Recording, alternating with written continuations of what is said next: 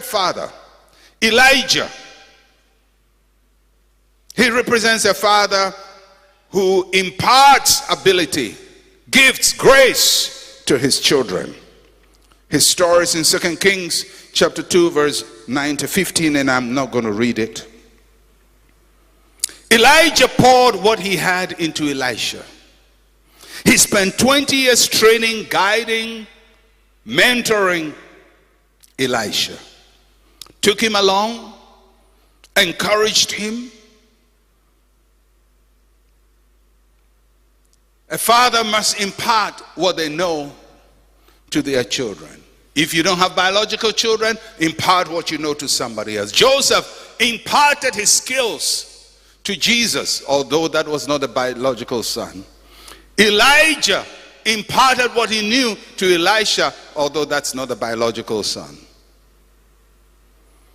He poured what he had into Elisha. We must be fathers who impart what we have to our children.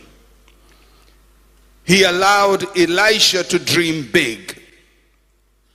One of the most audacious verses in scripture is when Elisha asked Elijah for a double portion of the spirit that was in him. How are you going to behave if your son comes and says, I'm going to be greater than you? I must say for the record that the fathers of today are very different from the fathers of yesterday. The fathers of maybe 60 years ago and so on didn't take it easy for their children to want to be better. They saw it as arrogance. They saw it as pride. Elisha says, I want a double portion of what you have. That's a bold and audacious demand, but Elijah didn't get offended. But this goes beyond birth fathers. It also goes to people who are leaders, that we must be comfortable for people who are coming after us to be greater than us. Definitely, I want the next general overseer of ICGC to be far greater than I am and to do far more than I've ever done. Because 50, 60 years down the line, I don't want people to talk to the generation of pastors of ICGC and say, oh, in the days of Otabil, things were powerful and things were great. No. I want them to be able to say, oh, I wish Otabil and his generation would be alive today to see what you are doing.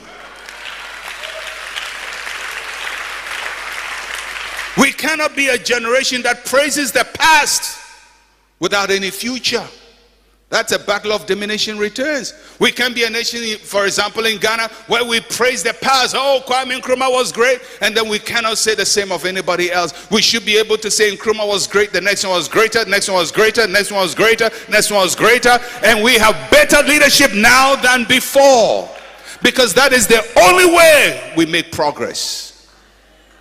It's when one generation becomes greater than the previous one.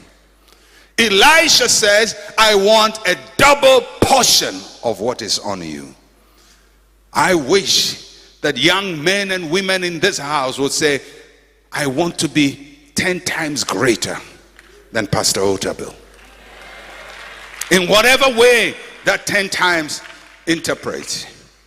Because when we grow old, we want to look back and see people doing what we couldn't do.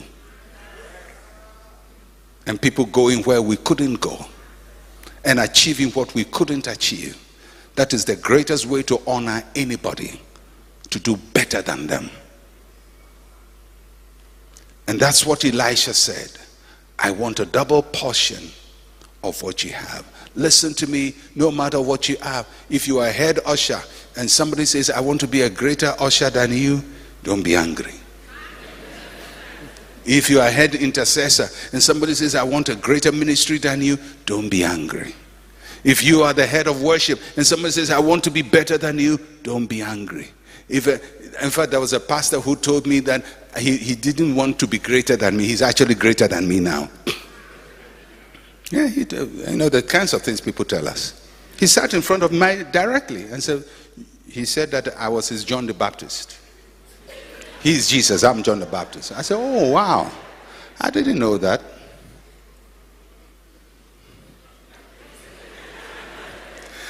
Elijah didn't get offended because somebody wanted to be greater than him. He showed Elisha how to achieve greatness. He says, okay, you want to have a double portion? These are the rules. Listen to me, if you want to be greater than me, that's good, but it's not going to come on a silver platter. It's not going to come by saying it. It's going to come by paying double the price I have paid. Because if you see me standing here, I didn't just materialize it. Just there one day, whoo, there I am. Oh. You know, sometimes people say, oh, look at all these pastors, they have thousands. As if thousands were born with us. Oh, they are just there and thousands came now. I used to be a village preacher. I used to go in villages. I used to walk in the rain, in the sun, preaching, interceding, walking, traveling all over, preaching. You were not there. You didn't see it. But now you see a very refined, erudite, eloquent,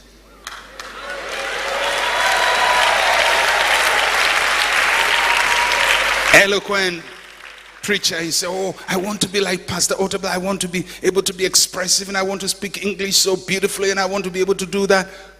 Go to the village. Because what you see in manifestation was birthed from a place. And that's why Elijah had to take Elisha to the places he had been to. He says, if you want a double portion, you have to go learn to be in Bethel. You have to be in Gilgal. You have to be in Jordan. You have to go through this process. Then you'll get to where the double portion is. It's good to dream big, sons and daughters. But you have to work for the big dream. Don't talk it. Pay the price for it. Work hard for it. If you know what it is to be where some of us are, you would see that just the honor, so-called, is nothing compared to the pressure. Pressure. Under pressure. Pressure. You have to learn to handle pressure and stand still. I will never forget, years ago I was preaching in Oda, and it was in the evening, it had rained, and there were flying ants, insects all around. And for some reason a demon possessed ant, just before I started preaching, went into my clothes. I was wearing 3-piece. And this thing decided, the Lord has blessed it with full meal, and started chomping and biting me. At a point I thought there were many of them. It was going up and down, bite and go into all biting. And I started preaching, and this thing is biting me. And everything in my head says, cut the preaching short. I said, no, I'm not going to cut a preaching short. An ant is not going to stop me from doing my job. I stayed, I preached, I laid hands on people and suffered through for over 1.5 hours. That's called pressure. Everybody says, oh, it's anointed, but something is biting. And after I finished preaching, shake people's hands, everybody comes to see pastor and everything, and still suffer through it. And I was free. I would look for it.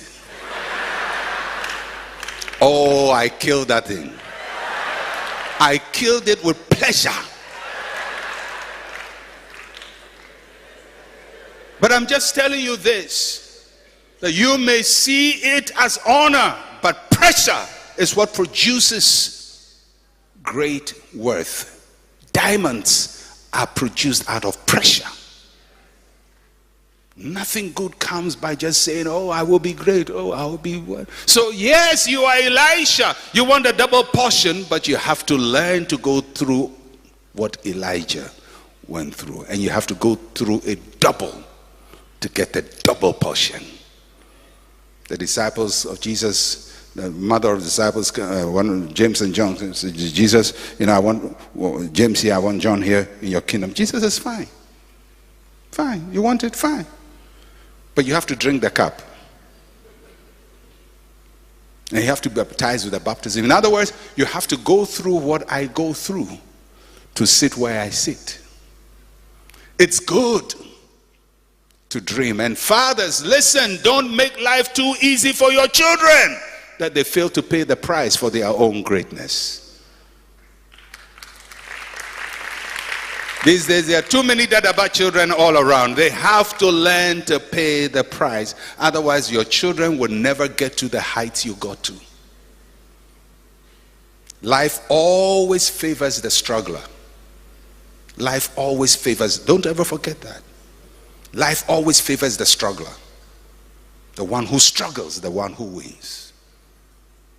We got here through struggle. If our children don't struggle, they won't get to where we are, and those who struggle will get there. Life always favors the struggler. We believe this video was helpful.